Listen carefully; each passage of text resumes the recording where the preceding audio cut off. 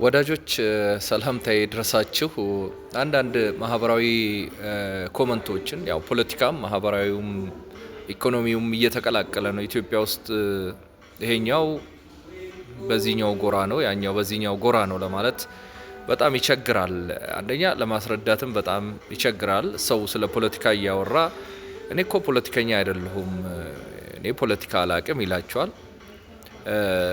ማህበራዊ ያወራ ይመስላል ወይም ኢኮኖሚያዊ። ለነገሩ ማህበራዊ ኢኮኖሚያዊና ፖለቲካ የሚባሉ ነገሮች አንድ ሳንቲም ሁለት ገጽታ እንደሚባለው ነው።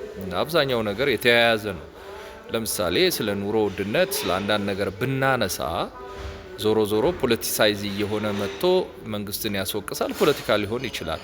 በሌላ መንገድ ደግሞ እንዲሁ በተመሳሳይ ስለ ሌላ ስለ ጀስት ማህበራዊ ጉዳይ ብናነሳ ስለ ባህል ስለ ቋንቋ ስለ ምናምን ብንል ዞሮ ዞሮ ፖለቲካ ነው እና በእርግጥ የዚህን ትንታኔ ለመስጠት አይደለም አሁን ዋናው ነጥባችን።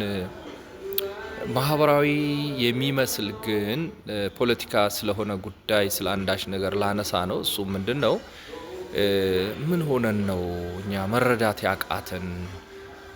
የት እንዳለን ምን እየተሰራ እንደሆነ ለምን እየተሰራ እንደሆነ ማወቅ ወይም አውቀንም መናገር ያቃተን ያነቀን ነገር ምንድነው የሚለው በጣም ስለገረመኝና ስላሳዘነኝ ነው። ሁልጊዜም እንደምለው በዚህ ሰሞንም እንዲሁ ማህበራዊ ሚዲያውን እንደው ገለጥ ሳረግ አይ ቲንክ የኢትዮጵያ ዜና አገልግሎት መሰለኝ ያስቀመጠው አንድ ቪዲዮ አየሁኝ። ሌሎች ሰዎችም አጋርተዋል። ነገሩ የኢትዮጵያ ዜና አገልግሎት ብቻ ሳይሆን ሌሎች ሰዎችም አጋርተዋል እና ኢትስ አባውት ጋና ፓርላማ ነው። ያው ሴትዮዋ ምን እንዳለች ሁላችሁም ሰምታችኋል ብዬ ተስፋ አረጋለሁ። ላልሰማችሁ ደግሞ ኢትስ አባውት ኢትዮጵያን ዲቨሎፕመንት ስፔሻሊ ኢን አዲስ አበባ።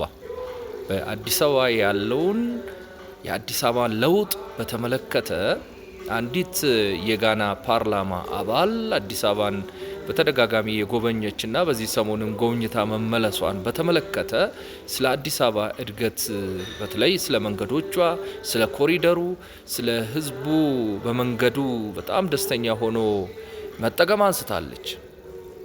የኛ ፖለቲከኞች ምን እያልን ነው? ህብረተሰቡ ምን እንዲያስብ ወይም እንዳያይ አይኑን ጆሮውን እንዴት ነው ደፍነን ያለ ነው? እንዴት ይህንን መገንዘብ አቃተን?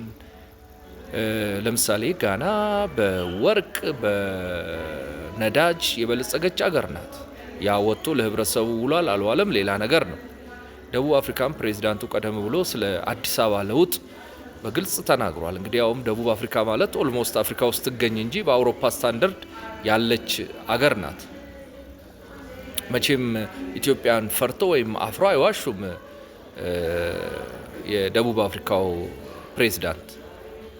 እና እኔ አንዳንዴ እንዲህ ያለ ነገር ሳይ ምን ያህል ነው የኛ ሀገር ፖለቲካና ጥላቻ አይናችንን ያሳወረን፣ ጆሮአችንን የደፈነን፣ አንደበታችንን የዘጋን ምን ያህል እንደሆነ የመዘንኩበት ነው።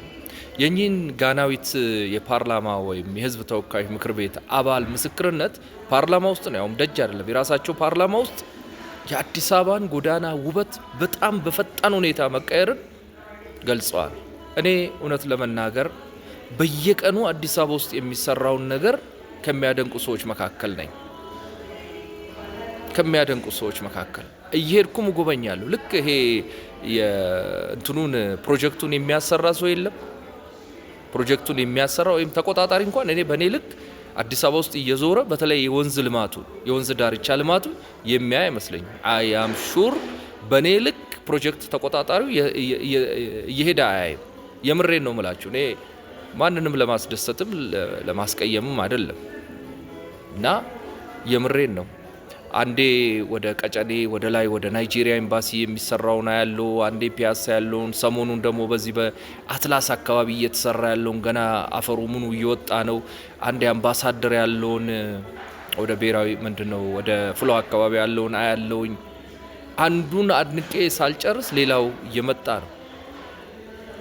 ከዚህ ከፈረንሳይ ወደታች እየመጣ ያለውን ሳይ እኔ አቡጃ ናይጄሪያ የተወሰነ ጊዜ ቆይቼ ነበርና አቡጃ በአዲስ ዲዛይን የተሰራች ሸለቆቿ፣ ወንዞቿ በጣም በጥራት የተሰራ አካባቢው ወንዝ ዳርቻው ግሪን የሆነ ከተማ ናት። በራሷም አቡጃ በጣም ቆንጂዬ ንጹህ ከተማ ናት። በቃ እሱ ነው ፊት የመጥቶ ድቅን ያለው እና በእውነቱ ከሌላ ዓለም አገር የመጣ ሰውና ህዝብ የኛን መንግስት ስራ የከተማችንን የወይዘሮ አዳነችን የዶክተር አብይና ካቢኔውን አጠቃላይ የዚህ የብልጽግና መንግስት ስራን እያደነቀ እኛ ግን አይ እኔ ኦነግ ስለሆንኩ እኔ ካፋው ስለሆንኩ እኔ አብን ስለሆንኩ እኔ ኢዜማ ስለሆንኩ ወይዛ ጫካ ያለውን ሽፍታ ስለምደግፍ መንግስት የሰራውን መልካም ነገር ማጣጣል አለብኝ ብለን ጭንቅላታችንን መርዘን ቁጭ ያልን ሰዎች ስንት ነን? ይሄ እኮ ያገር ነው። ዶክተር አብይ ይዞት መቼም ሰው ነውና እንደማንኛውም ሰው ይዞት አይሄድም፣ አያልፍም። ምድር ላይ የሚቀር ሰው የለም። ቀሪው ለቀሪ ለህዝቡ ነው። ወይ ወይዘሮ አዳነች ወይ ሌሎች ይሄን ስራ ተባብሮ የሰሩ የካቢኔ አባላቶች ልጆቻቸውን አያዝናኑበት ለራሳቸው አይደለም። እንደማንኛውም ዜጋ አሁንም ስራ ላይ ያሉ ጡረታም ሲወጡ ምናልባት ሄዶ በሽምግልና እድሜያቸው ቁጭ ብለው መጽሐፍ ሊያነቡበት ይችላል። ዶክተር አብይም የጻፋቸው መጽሐፍቶች እዛው ውስጥ ቁጭ ብሎ ይሄንን እኮ ድሮ ወጣት እያለው የሰራውት ነው እያለ ለልጆች ሊተርክ ይችላል። ወይዘሮ አዳነችም እንደዚሁ። ከዛ ውጪ መቼም የአንድ ሰው ወይም የአንድ ባለስልጣን መዝናኛ ሊሆን አይችልም። የህዝባችን የሀገራችን እንደውም የውጪ ዜጎች ሁሉ መዝናኛ ሆኗል አሁን እየተሰራ ያለው ልማት እና እባካችሁ እኔ ማለትም ፈልገው አይናችንን እንግለጥ። ይሄን አይናችንን የሸፈነንን ጥቁር መነጽር ከላያችን ላይ እናውልቅ። ዓለም እየመሰከረ ነው። ይሄ የሆነ ፓርቲ ደጋፊ መሆኑን አይጠይቅም፣ ወይም የብልጽግና አባላት መሆኑን ወይም አባል መሆኑን አይጠይቅም። ወይም እናንተ አንዳንዶቻችሁ እንደምትሉት መንግስት የሆነ ገንዘብ ሰጥቶ እንደዚህ አድርጎ ምናምን እሱንም አይጠይቅም። ይሄ የሀገር ልማት ነው። ጆሮአችንን እንክፈት፣ አንደበታችን ይከፈት። ይሄ በውሸት የተደፈነ አንደበታችን፣ የታወረ አይናችን ይከፈት፣ ይናገር። ተናገሩ። በቃ ጥሩ እኮ ነው። ሰው ሞራል ይኖረዋል። በሀገሩ ላይ ልማት እንዲስፋፋ ያረጋል። ቱሪስቶች እንዲመጡ ያረጋል። ኢትዮጵያኖች ውጭ ያሉ ከተማችንን በጎበኘሽ ማለት መቻል አለብን። አሁን የምናፍርበት ከተማ አይደለም። የዛሬ 2-3 ዓመትና ከዛ በፊት እኮ አዲስ አበባ ማፍሪያ ናት። የአፍሪካ ህብረት እዚህ ባይኖር እኮ ይሄ ከተማ እኮ ከተማ አልነበረም እኮ። ጋሪሰን እኮ ነው ይሄ የስደተኛ ማቆያ ጋሪሰን ነው። ይሄ እኮ ከተማ አልነበረም። የቆሻሻ መጣያ በቃ የጋጣ ድሮ አገር ቤት እያለን ፈረሶች ፋንዲያ ምናምን የሚጥሉበት አህዮች ፋንዲያ የሚጥሉበት እንደዛ አይነት ቆሻሻ፣ ሽታው ግማቱ የበሰበሰ ቆርቆሮ በየወንዙ የሚያልፈው የቀረና ሽታው ለዘላለም በሽታ የሚያስይዛችሁ ናፍጣ ቤንዝል የመሰለ ይሄ ምንድነው ጥቁር ገና ከመሬት ስር የወጣ ክሩድ ኦይል የመሰለ እኮ ነው በአዲስ አበባ ወንዝ ሲፈስ የነበረው። ዛሬ ሂዱና ጊዮን ሆቴል አካባቢን እዩ ወዳጆች፣ ቁልቁል ወደ ቦሌ መሄጃ የድሮ ፒኮክን መናፈሻ ሂዱና እዩ። አሁን ሂዱና አትላስ አካባቢ እዩ።